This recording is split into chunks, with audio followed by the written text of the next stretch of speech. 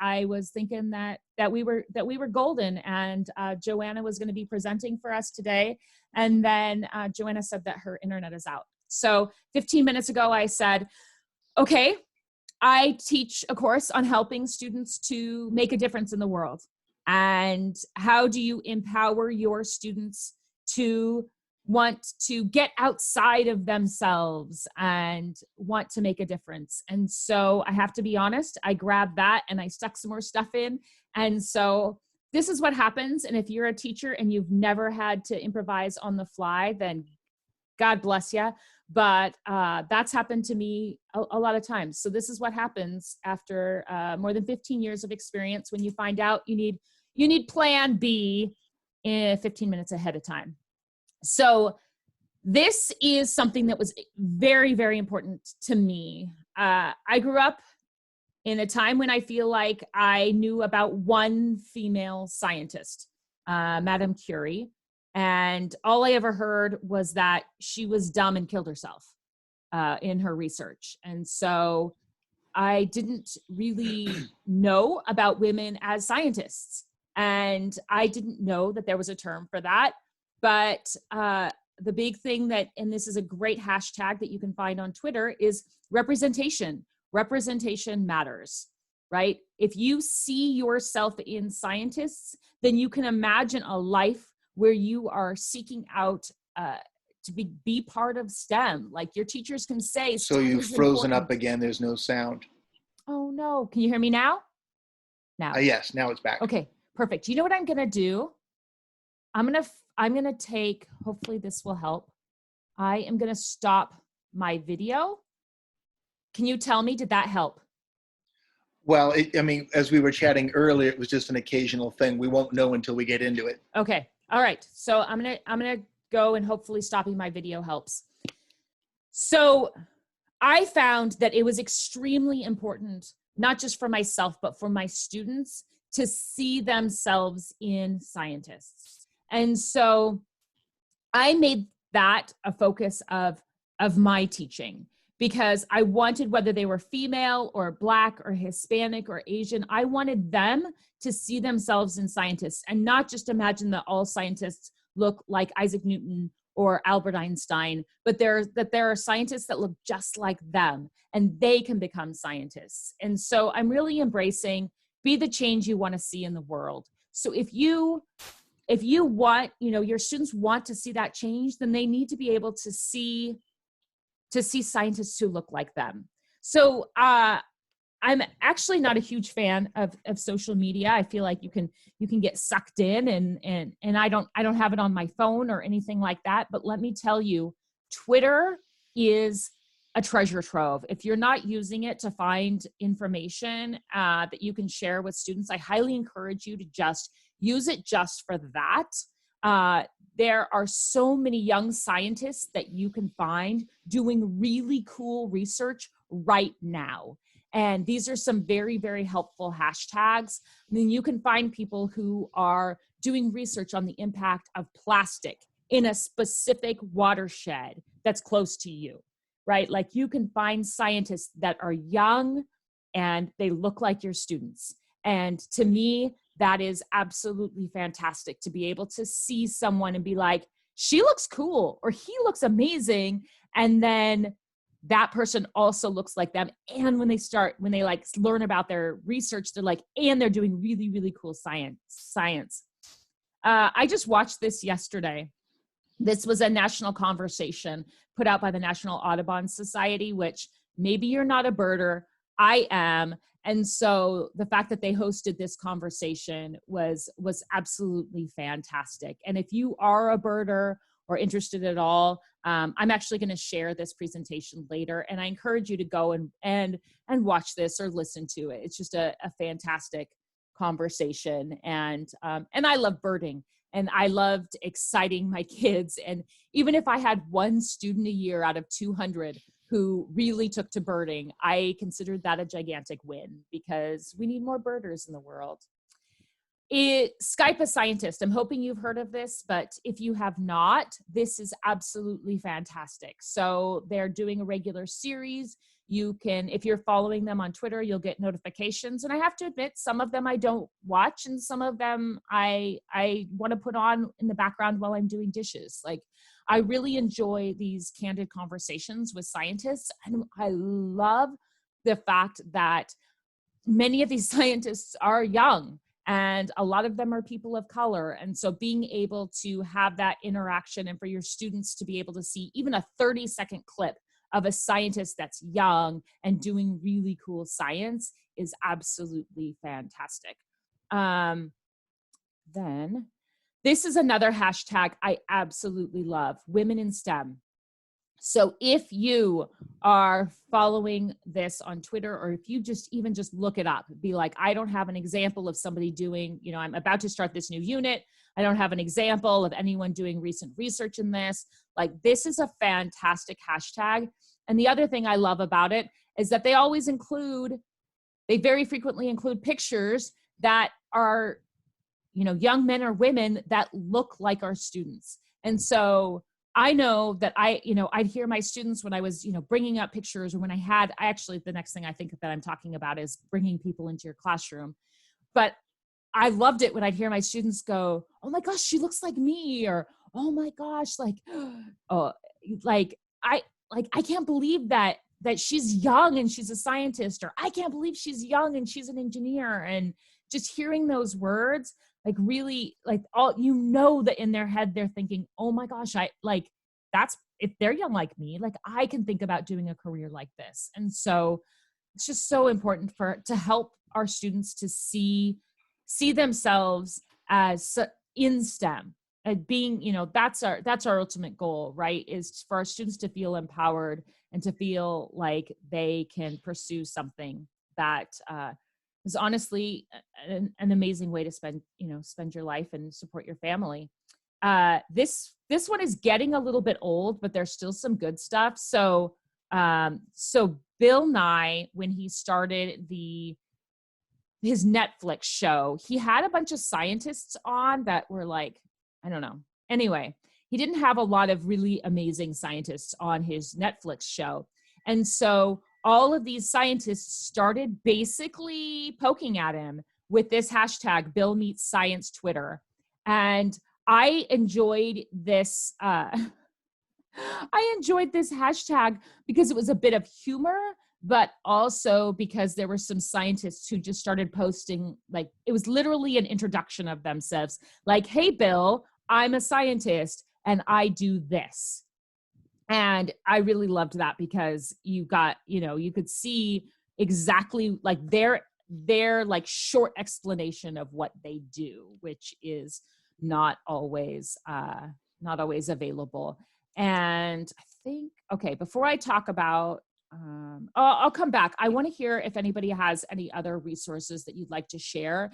And maybe what we could do is you could share those with me, and then I'll stick them into this presentation and share it so that we have resources that, right? The best teachers don't try to reinvent the wheel. So we want to be able to share our ideas with each other. So this is something that I started my year off with, my scientist project. And my rule number one was that I would say, we're not going to study any dead white guys. So you cannot choose Albert Einstein or Isaac Newton. My aim was for them to study a young scientist. I was teaching in an area where over 60% of my students did not speak English prior to coming to school. So whether they were an immigrant from Ethiopia or Saudi Arabia, or whether they came, from Mexico or Latin America, the majority of my students did not speak English at home. And so I really, really, really wanted, and that's the community I grew up in, the same community I taught in. And I wanted to make sure that I was including people of color. And so I didn't let them just choose a scientist that they've heard of. I actually made a Google Doc and I put the names of the scientists in, and I worked really hard to try to find pictures in there. And then I had them sign up. So it was, once someone signs up for this scientist, you can't sign up for that scientist, right? And I let them sign up in pairs. And so, if we had a class of 30, that meant we were going to have 15 presentations. And we did interview style presentations. So we did, like, I told them, you know, Jimmy Fallon or Conan O'Brien or whatever, like you are having a casual, fun conversation with this scientist. And so one of you is going to be the fun interviewer and one of you is going to be the scientist. And you need to be able to, you need to figure out how to explain what the scientist does in words that the average person can understand. So you need a little bit of background on who this person is, and then you need to understand what it is that they're researching and be able to explain it in words that anyone can understand. And I started my year off this way right after I did a measurement unit because the metric system rocks. And right after that, I went into our scientist project, and it really changed the way that our year went. I had my students actually print out a picture of their scientist, and making sure that I didn't have any duplicates. I lined the upper walls right next to the ceiling with my scientists. And so throughout the year, when we'd get to a unit, you know, I would be referencing the scientists that were around the room. And then my students would also be referencing, like sometimes they, you know, be like, hey, Ms. Stadenrouse, like our scientist totally applies in this area. I'm like, oh, you're right. Like, you're totally right. They do. And so it was really, really a powerful way. And you know what? I realize that it doesn't directly cover any standards to include this information, but I can tell you that doing this one project changed the way that my classroom felt, and it changed how engaged my students were in the classroom for the remainder of the year. Okay, the next thing is people from your community. I worked really hard to try to get people from my community to come in. And I think my electricians were my favorite. I have to be honest, when my standards got changed and I was given electricity and magnetism, I was like, holy smokies, what am I gonna do? And I reached out to the local electricians union and I said, you know, I'm teaching here, and, you know, is there any way that somebody could come in and talk to my students? And they sent me in the most handsome young Hispanic gentleman. And oh my goodness, if I didn't have at least 3 girls from that class who decided they wanted to become electricians, like I think I would be shocked. Like they were so stinking happy. And from that point on, I had a very high percentage of my class who were very excited at the thought of electricity and magnetism and the career possibilities with becoming an electrician. I reached out to the county. Like when we started talking about ecology, I reached out and they were very excited to come out and talk about invasive species with my students. And so, you know, I'm sure that there's got to be other things, but that's what I had. Somebody from the county came and talked to my class. I had someone from waste management come and talk to my class. And that was absolutely fantastic. Like you want to talk about an engaged classroom, like it worked. And then engineers, like I reached out and a number of times I had engineers come, and every single time that I had at least two came to my classroom together. I think for some reason middle schoolers scare some adults. And on every single occasion, they always sent at least one woman, female engineer. And so it was nice. Like a couple of times I had two female engineers come together, and it was really nice for my students to be able to see that there are career paths that maybe their parents don't have, or their friends' parents don't have, or maybe their relatives don't have, but they could see themselves in these people and they could see a career path that would be a successful one. And so here are some really, really great resources that that I would encourage you to share. This one's really powerful. Facing History and Ourselves. They have, look, our teaching resources. I mean, it's that quick, like just an absolutely fantastic resource as far as getting the information you need that you feel like you need right now. This one is really good. Testing Yourself for Hidden Bias. It's absolutely powerful. And something that I've done with my team, professional development, And then I really like this one, social justice teaching. It's rethinking our schools. And they're just like, it's a really powerful site and lots of very important information. And facing the future. This is a great resource, engaging students in global issues. They have some free resources too, and a focus on Africa, which I felt like was really powerful. I teach a professional development course for teachers on empowering our students to become active in global activism. And this taking it global is a great way to, there's things to connect with your community, but getting tools for action and finding resources and a way to help your students to get outside of themselves and engaged. And I really like this one too. This is another, like, getting your students engaged. Now, I'm wondering if maybe my internet has slowed down, and I hope that it hasn't. I hope it's just that website. And then We Day. If you haven't heard of We Day is so incredibly powerful and a great way to engage your students. And if you haven't heard of it, please, please, please, please, please check it out. It's absolutely fantastic. And then I wanted to go, for some reason that site's not going, but it is really, really great. Fantastic site. So at this time, I didn't plan a big, gigantic presentation in my 15 minutes. That's what I have. And I want to stop sharing. I want to hopefully turn my video back on. If you have any questions for me, that's great. There's not very many of you. So,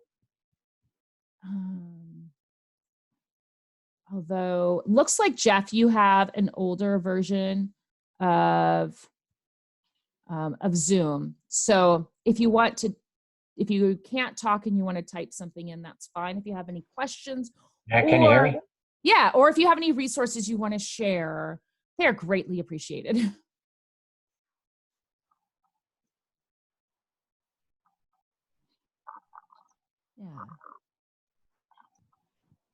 I'm a middle school teacher.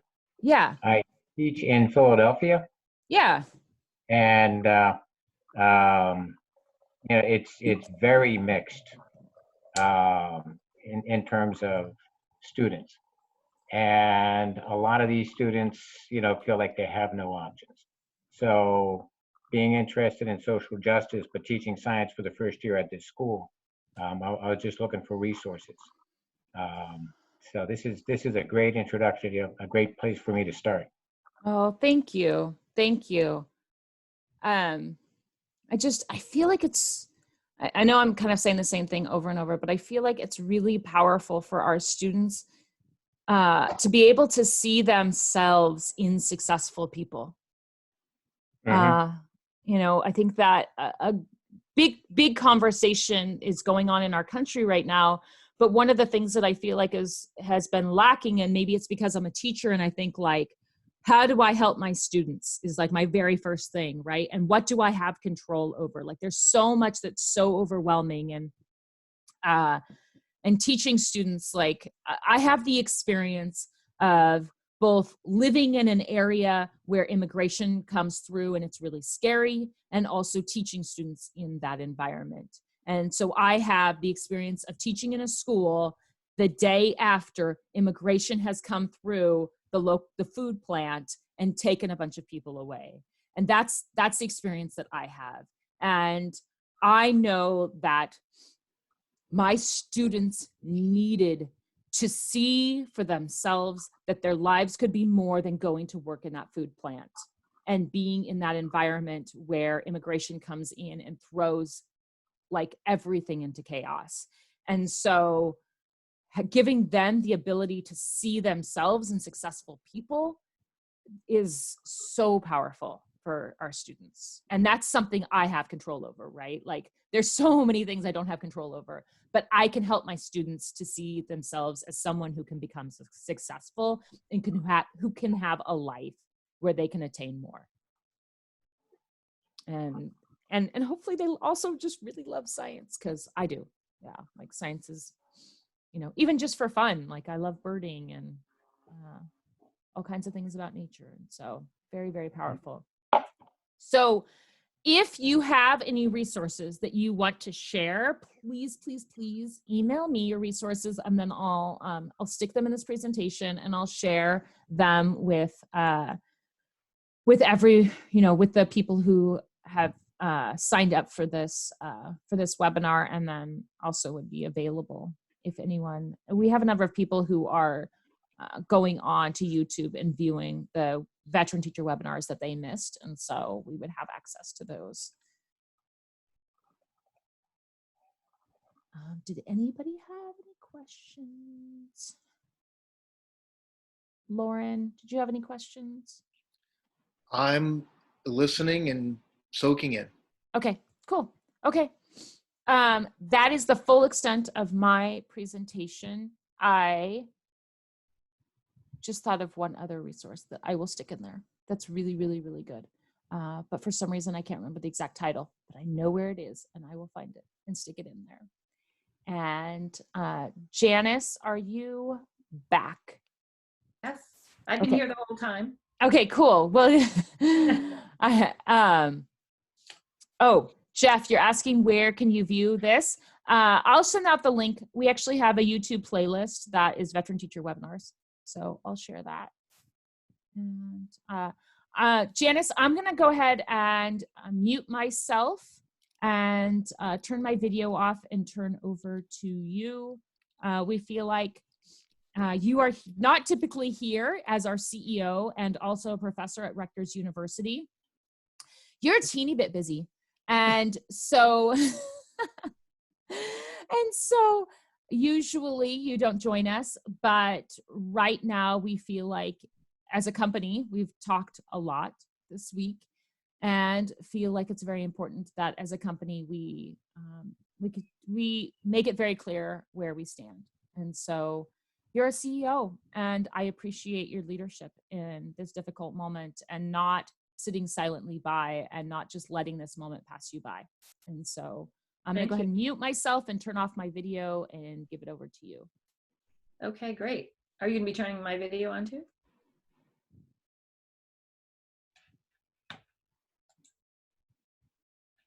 Okay. Are you turning my video on, Charity? I just made you the host, so you can. Oh, okay, great. Hi, everyone. As Charity said, I'm Janice Gobert. Thanks so much for joining us today. Jeff, I liked your comments very much. I live in Montclair, New Jersey, so I not that far from you, but about an hour and a half. So, you know, as Charity said, right, it's really important that, you know, as a nation, we revisit and revise and really adjust institutionalized racism. And so what I wanted to talk with people a little bit about is what we have done as a company, and elicit some ideas from you as to, you know, the kinds of issues you're feeling, the kinds of issues you're experiencing, etc. I wanted to start with a little, Charity reminded me of some really interesting work that you may or may not know about with respect to the Draw a Scientist test. So that has a 50-year history where in 1966, 99.4% of drawings that children drew when they were asked to draw a scientist depicted white men. So 5,000 drawings were elicited between 1966 and 1977, so 10 years later, but only 28 in total of 5,000 were females, all of which were drawn by females. So today, 50% of girls draw women when asked to draw a scientist, and girls are driving this shift. But interestingly enough, as children age, more and more of them revert to drawing males and white males as scientists. Now, coincidentally, or not coincidentally rather, I'm sure you all realize that middle school girls' performance in science and math drops when they leave middle school. So in middle school, they typically outperform males, and then their performance drops. So this is this is kind of this very complex ecosystem. And I pulled the data about girls and boys to talk about something that Charity brought up, but we also want to pivot to talking about race. But I just wanted to make you aware of that Draw a Scientist test. You can Google it. You could do it with your students. And then I also wanted to share with you some ideas that I have. But before that, I want to hear from each of you what you're experiencing with your students. And, as you reflect on this moment in time, where do you think that as educators, we can make a difference? So if you wouldn't mind, Jeff and Lauren, I'd really like to hear your ideas about this. Well, my experience, I teach in the San Francisco Bay Area, and so our predominant ethnic minority on the peninsula is the Latino Hispanic population. In terms of African American, it's a very small percentage in our district. It's like 5%. Mm-hmm. But what I've been amazed with, especially as it relates to math, is the parental bias, the expectation that boys are good at math and girls, it doesn't really matter. I had one Hispanic female who I could see the way her mind worked. It was sharp, but she had never been encouraged in math. So I actually pulled her aside one day and just said, here's what I'm seeing. You're really a great mathematical thinker. And she just looked at me with amazement, just like nobody had ever said that before.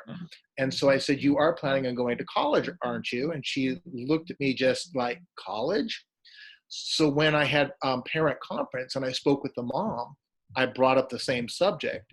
And it was just this deer in the headlights look, the concept of our daughter going to college, just that whole mindset.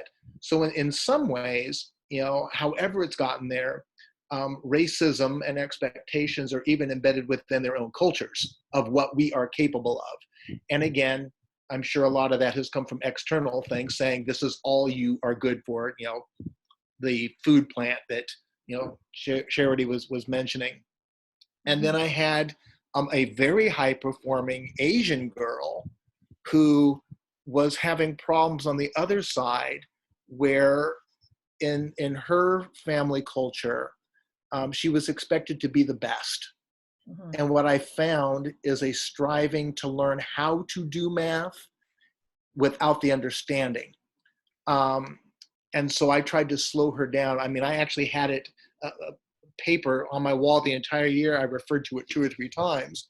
And I would always say, the answer is not the goal. Understanding is the goal. And if you understand, you will get the answer. And I taught math and science. And I just kept coming back to that time and time again, because our society as a whole seemed to be more about competition and who's the best, who could do it fastest. And the concept of learning had disappeared. Mm-hmm. And again, with the underserved minorities, that was even more so embedded in them. It's kind of like, I know what I will be allowed or expected to do, so school doesn't matter. So, my thing has been trying to instill in all kids, but especially minorities and especially minority women, that, you can be more. You have a choice. You don't have to follow the path that always has been, but it will take work. So that's my ramblings. Interesting. Yeah, very, very interesting. Thanks for sharing. Jeff, I'd like to ask you what your experience is as well. You talked a little bit earlier, I took a few notes about what you said. This idea that, kids have no other options, which Charity reflected on as well, is really, I think, at the base of it, regardless of what the minority is, this sense of, oh, gee, I have no options, right? That's really a sad, sad state of affairs. If a child feels like they have no options, or feels like they can't succeed and their parents are not encouraging them or whatever. So Jeff, I wanted to ask you, if you had more to add about your experiences.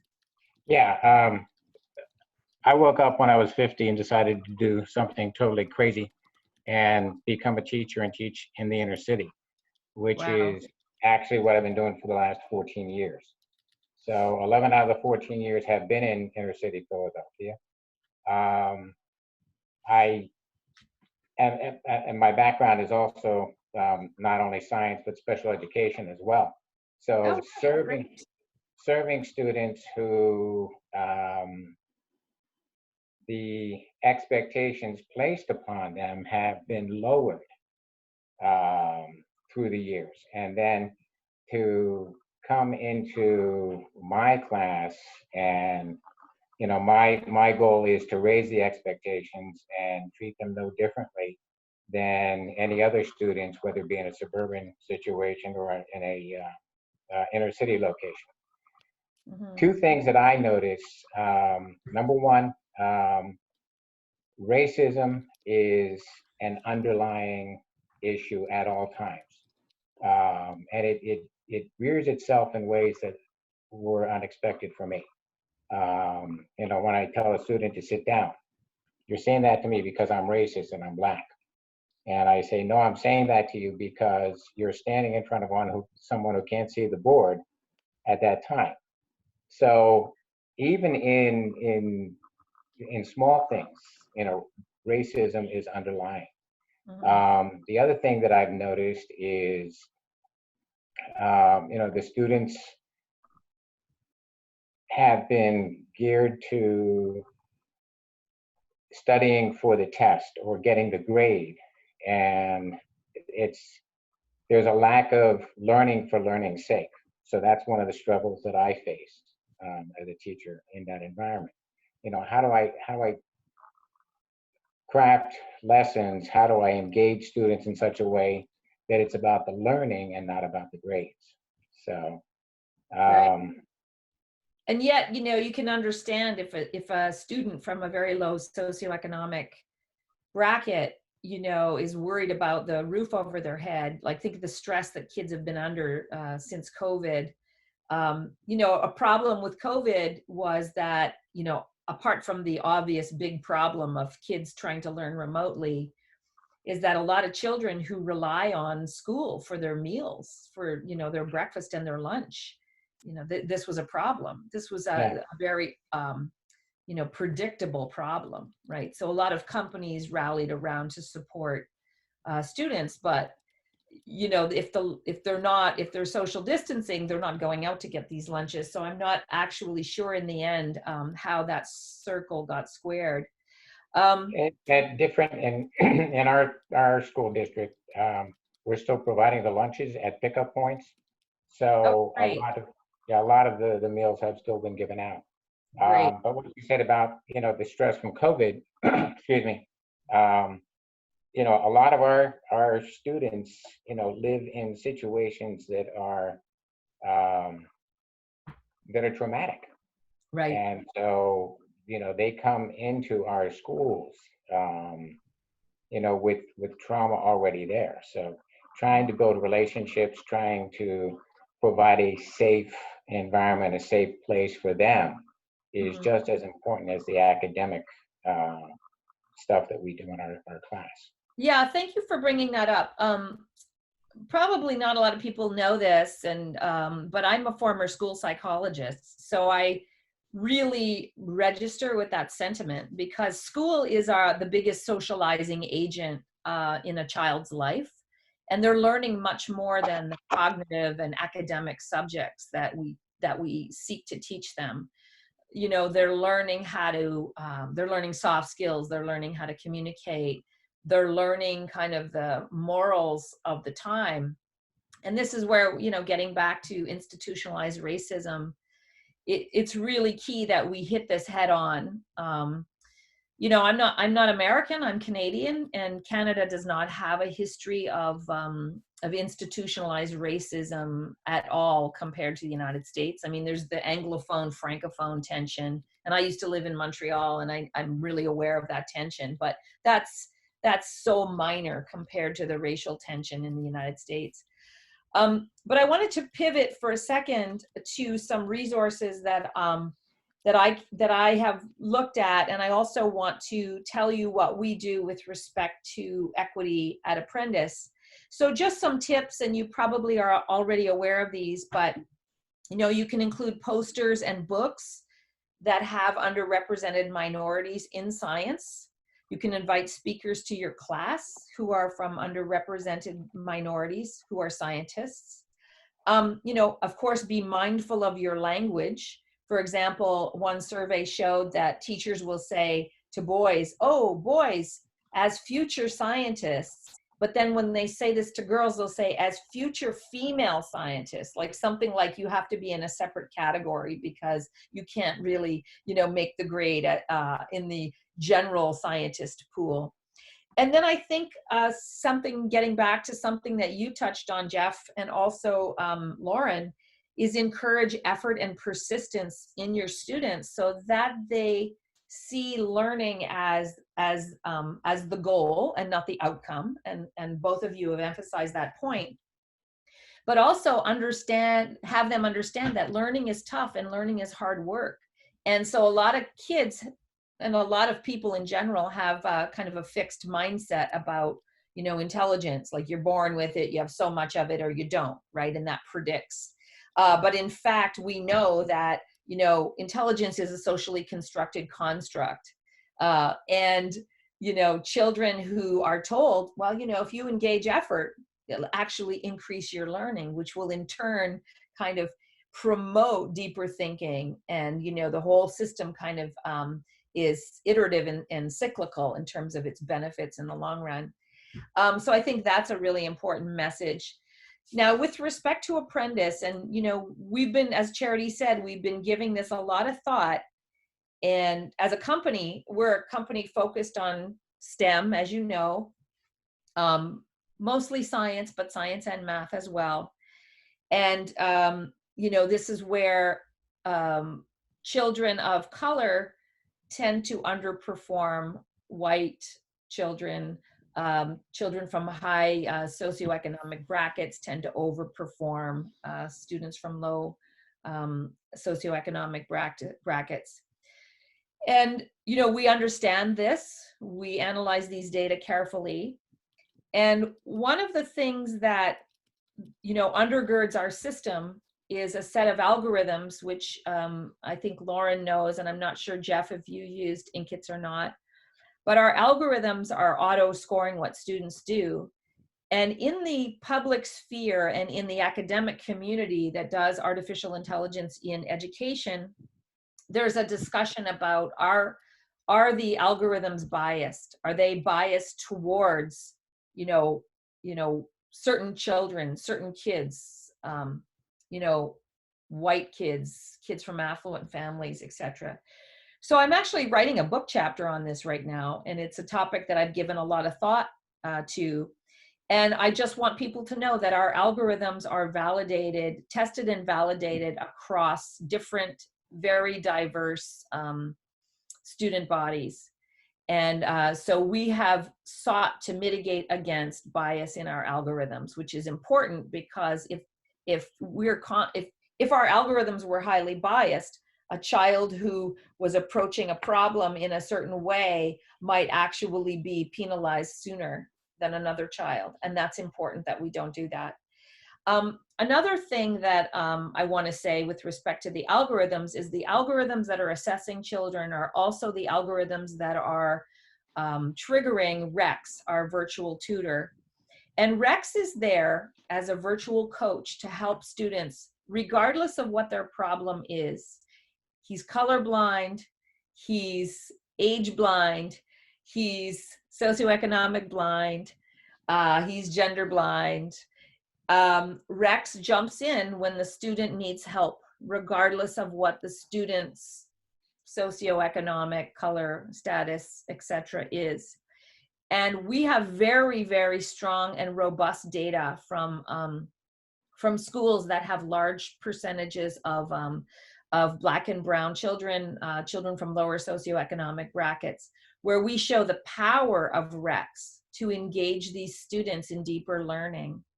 And the robustness of that is really quite impressive. In fact, I finished a report earlier this year to the National Science Foundation on exactly this topic, where RECs was used in one activity, and we were testing how robust RECs was in terms of the help that he gave.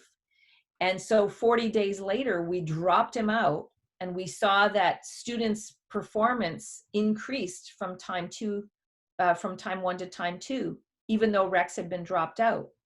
And then in time 3, another 40 days later, which was a more complicated topic, performance degraded a little bit because we were working on a more complicated topic. We went from cells to genetics.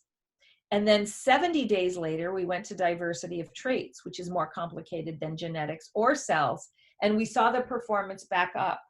So this was done in a very, I want to point out, a very, very racially diverse, lower socioeconomic bracket school. And it shows the power of RECs to engage students to do their best. And we don't have on-demand help in our system, which is something we feel very strongly about, because the literature and research has shown that when kids have on-demand help, they will just click to the bottom-out hint in order to hear the exact thing they should do to get to the next screen. Well, that's not focused on the processes of learning, which both Jeff and Lauren have talked about, right? If we just give them the answer so that they can get to the next step, that's not teaching them how to persist. That's not teaching them to think deeply, and therefore they won't be learning. So we have made a conscious choice to not give bottom-out hints to students.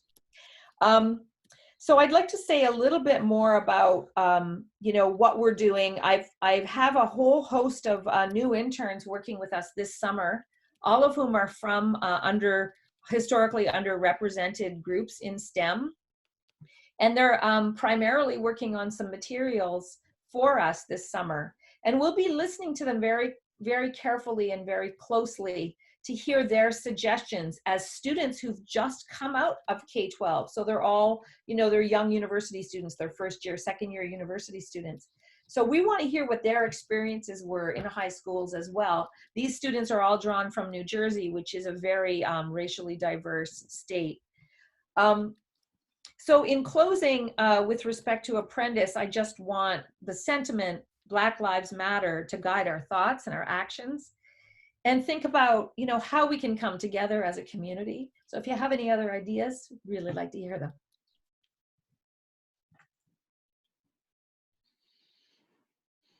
I think for us, not just as teachers, as scientists, I know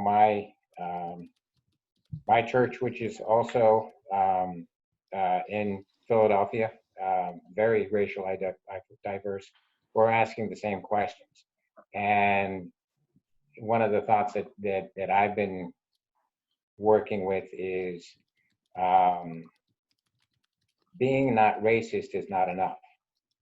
And how do we, in our church settings, in our community settings, in our classrooms, how do we stand up for and stand against policies that harm individuals? So these are the questions that we're struggling with. And in Pennsylvania, we went out March 13th from the schools. So the last time we've been together as communities, as colleagues, was in March, and we're waiting for the time when we can get together and have these discussions. So we're trying to figure it out. Right. And as someone, I'm 64 years of age, so I remember the 60s and the race riots in 1967. I remember, some of the policies over the years that have disenfranchised many people of color. Right. So, it's interesting. The team that I work with one teacher is Asian, one teacher is African American, one teacher is mixed African American and Latino or Latina, and then there's me, you know, the not the dead white guy, but the old white guy. And you know, the kids in our classes, we have 120 students in 4 classes. I think they've come to appreciate the diversity that we bring as teachers into a very diverse setting. So, right. Well, thank you. That's great. I mean, I think representation is really important, and language and messaging is really important, because your actions and your words are, of course, very important, but their little brains and their little minds are soaking things up. And this is partly what we mean by institutionalized racism, is that the implicit messages that they're getting are, you know, not culture fair, they're culturally biased, right? That's why many universities now are also dropping the SAT requirement for university, because they recognize that it's a better predictor of socioeconomic status than it is actual ability to succeed in school. And so many universities, so the UC system just dropped it entirely. Rutgers is talking about dropping it, for example. And I think that, you know, we have to think deeply about the kinds of knowledge that students who are from historically underrepresented cultures are bringing to bear in the classroom, and how we can leverage those ideas, right? So they might not have access to iPads and, you know, science museum visits and, you know, parents with, you know, highly degreed STEM, etc. But we have to appreciate what they're going to bring and try to elicit the knowledge that they bring and utilize that knowledge in a rich way, because it is in fact very rich.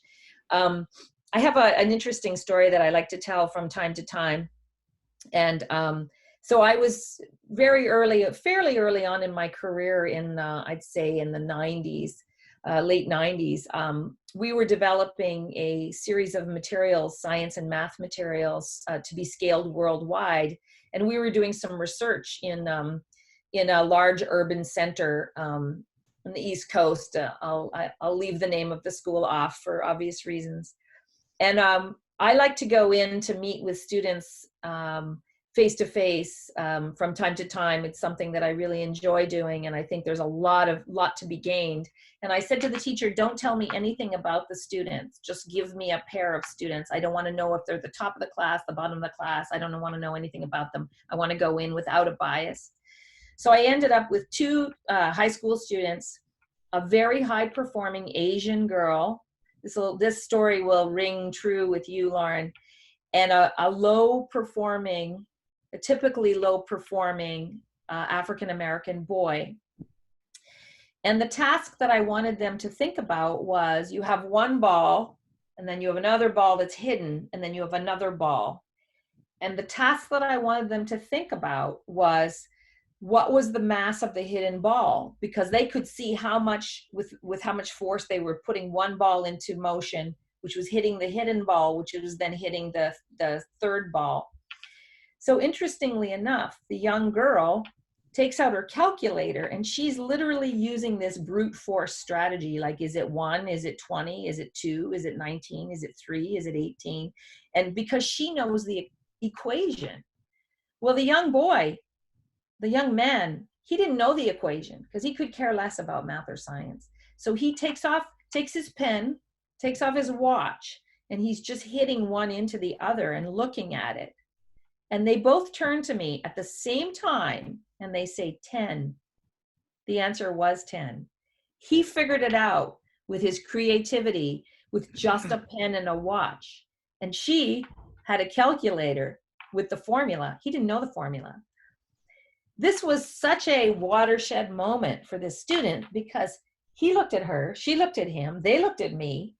Never in this kid's experience has he performed on the level of this student.